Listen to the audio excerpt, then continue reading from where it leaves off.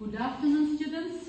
Good afternoon, teacher. How are you? I'm fine, thank you. And you? I'm okay, thank you. Okay, what date is it today? Who can answer? What date is it today? Asma? Today is the 18th of November. Okay, thank you. And what is the day today? Day. Today is Friday. Today is Friday. Okay, thank you. And what can you say about today's weather? What is the weather like today? Our yeah? Today is gorgeous in school. Today is cold, soğuk, and how can we say bulutlu деп қалай айтамыз? Cloudy. Okay, thank you. Енді балалар қараңыздар, бүгінгі тақырыбымызды біз білу үшін не жайлы болатынын, қалай болатынын білу үшін біз бір кішкентай бір видеоға назар аударайық, иә? Соған қарап, сосын тақырыпты біліп аламыз.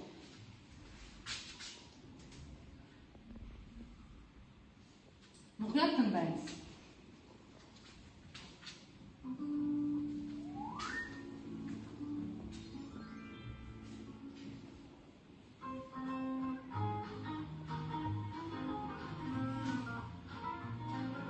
Action words. Run. Down. Қандай ереген, аудармасы қалай екенін көріп отырамыз, иә? Мұқият. Қазір сұрақтарға жауап бересіңдер. Drink. Run. Down. Eat. Drink.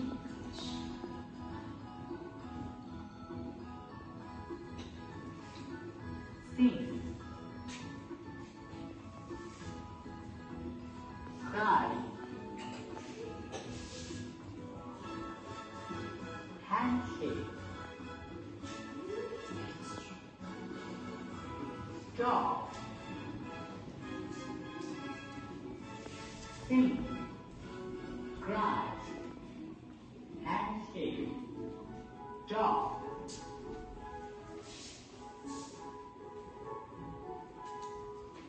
Five.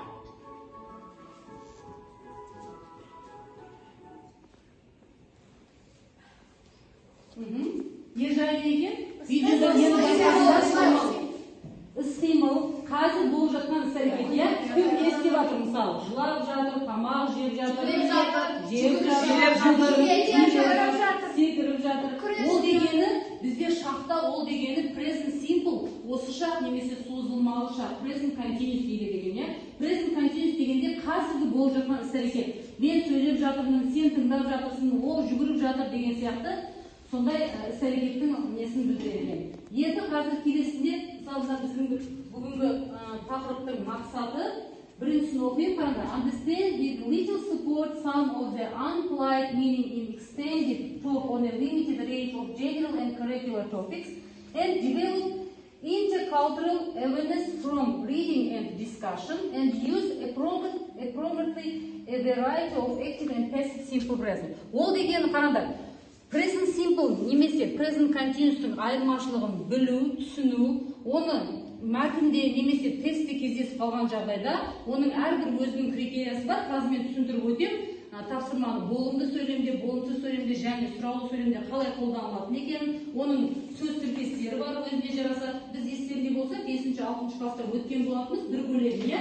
Енді соның жалғасы тағы да нақтылау үшін, осы жерде бізде 7-ші сыныпта осы тақырып берілген.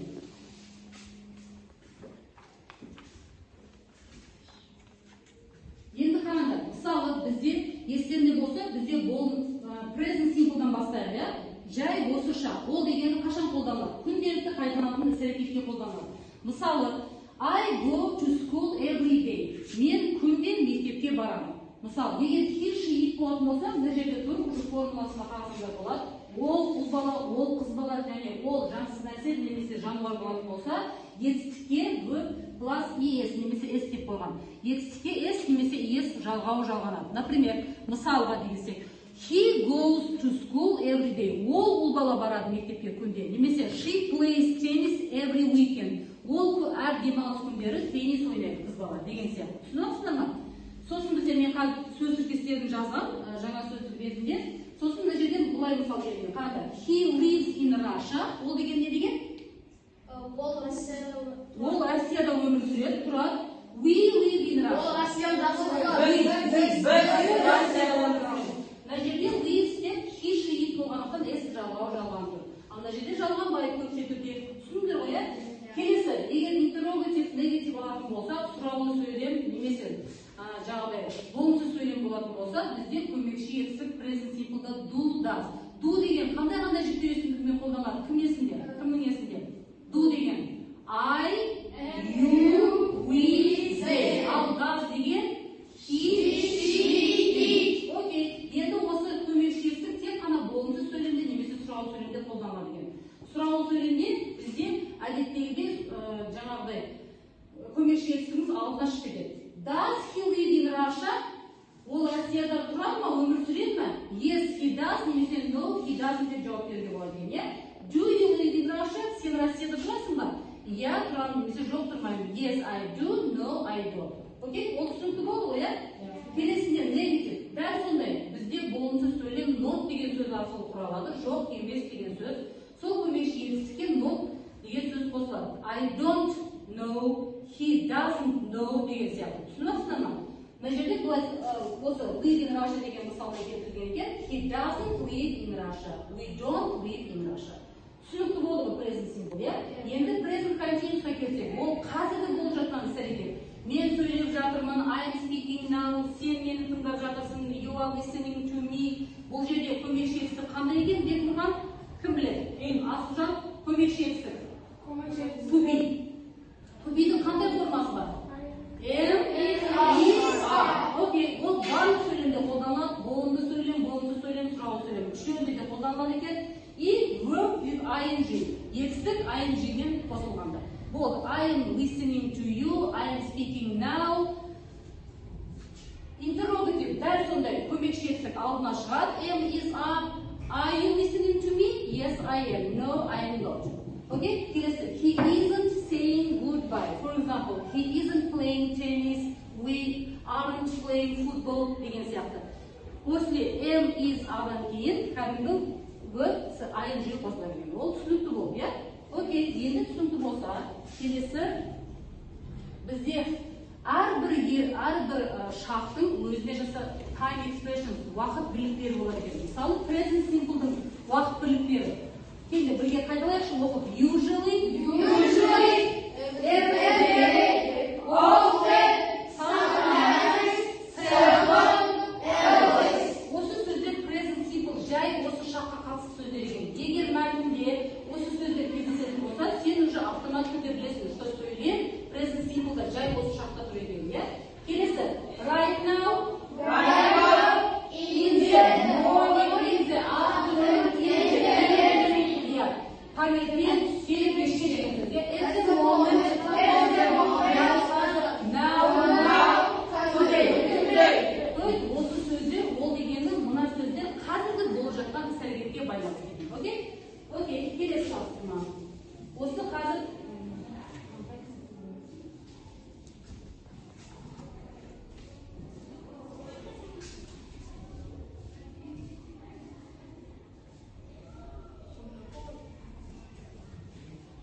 мына жерде қазір hybrid жай қосшақ немесе созылмалы қосшақ екенін табамыз. Қазір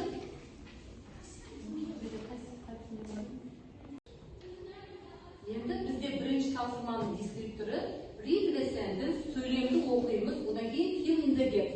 Дұрыс вариантты қоямыз. Жаңағыдай present simple немесе present continuous, иә?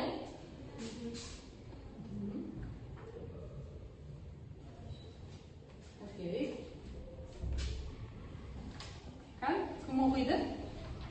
Окей. I wake up at 7 o'clock every day. Аха, мен күнде сағат 7-де тұрамын. Аха, не үшін wake up қойдым? Себебі every day. Себебі every day. Ключевой сөз, қараңдар. Күз сөзі every day екен, иә? Окей, тексереміз. Wake up, дұрыс. Окей, thank you. Алысы келесі. Кім оқиды? Нұрасыл? They are having Аха. breakfast early today. Дұрыс. They үшін? Бұл жерде today. Today деген сөз тұр. Сөз тіркесі, уақыт бірлігі тұр. Today деген сөз ол present continuous'қа қатысты. Окей, молодцы. Жарайсың, келесі. Аха, Бекзат. Look, he is to school on foot. He is going. Окей? Is going. Goes немесе is going'ді қою керек, иә? Сонда не үшін сен is going'ді қойдың? Себебі look. Look деген сөз. Бізде қаратпа сөздер бар, естеріңде болса present continuous'қа қатысты. Look, қарат, келесі. Listen, тыңдау, тағы да тыныш деген сөз. Be quiet. Я осы үшеуі қаратпа сөздер, иә? Тоже present continuous'қа сәйкес келетін. Қазір болып жатқан іс-әрекетте. Окей. Is going. Thank you. Sit down. The next one. Еркебұлан. She always goes to school on foot. Дұрыс. Goes to school. Present simple болады. Не үшін? Always. Өйткені always деген сөз тіркесі тұр, иә? Yeah. Окей. Дұрыс. Тексереміз. Present simple. Okay, thank you. Right. The next one. Кім оқиды? Мейрамбек. Listen, he is singing in his room. Listen. He is singing in his room. Не үшін he is singing? Себебі listen. Мгм. Кілт сөз. Дұрыс, кілт сөз listen, тыңда. Қазір болып жатқан іс-әрекет болды. Тексерейік. Дұрыс. Жарайсың. Sit down. Thank you. The next one. Кім оқиды? Арслан? He often sing in the shower. Аха. He Жақта. often sings. Не үшін sings? Өйткені бұл жақта often. Өйткені often деген сөз тұр. Yeah. Okay, thank you. Let's check. Okay, thank you. Right. The next one. Кім оқиды? Қазына? Do you sing in the shower? Do you sing in the shower? Okay. Do you sing? Present? Simple па continuous па? Simple. Simple. Yeah? Давайте проверим. Okay, thank you. Келесі. Are you listening to me? Are you listening to me? Ол дегені present continuous. Қазір болып жатқан. Не деген are you listening to me деген? Сен мені тыңдап жатсың. Дұрыс. Сен мені тыңдап жатсың ба деген сөз. Молодцы. Тағы да кім бізде оқымаған? Тағы да. Динара. Why does Why? why does she drink so much coffee? Дұрыс. Why does she drink so much coffee дейді. Ол дегені present simple. Present simple does. Do does present simple деп көмекшісі, иә? Аха, давайте тексерейік. Okay, what does she drink so much coffee? The next one. Кім оқымады? Тағы да. Дан. Where is he doing now? Аха. Where is he doing now? Now деген қайсы ненің шақтың көмекші сөзі? Continuous. Дұрыс. Себебі now. Дұрыс. Is going себебі now деген сөз тұр. Болды. Уже бізге көмекші сөз бар. Біз уже автоматты түрде біле аламыз, иә? Сөйлем қай жақта тұрғанын, иә? Жарайсыңдар. Келесі. The next one. Кім тағы да оқымады? Келесі кім? Бекмұхан тағы да. Don't shout. The baby is sleeping. Дұрыс. The baby is sleeping. Не үшін is sleeping? Don't shout. Don't shout. Шулама деп тұр, иә? Шулама. Бөпе ұйықтап жатыр деген. Қазір болып жатқан іс-әрекет. Present continuous. Окей. Жарайсыңдар. Келесі. Кімде? Кім? Тағы да? Асылжан. Do we speak English at home? Do you speak English at home? Сен үйде ағылшынша сөйлесесіңдер ме сендер деп тұр, иә? Ол дегені do you speak present? We. Speak. Okay. Do you speak? Келесі тапсырмада қараңдар. Spin the wheel дейді. Ол жерде барабан әдісі болып тұр да. Қазір көрсетемін.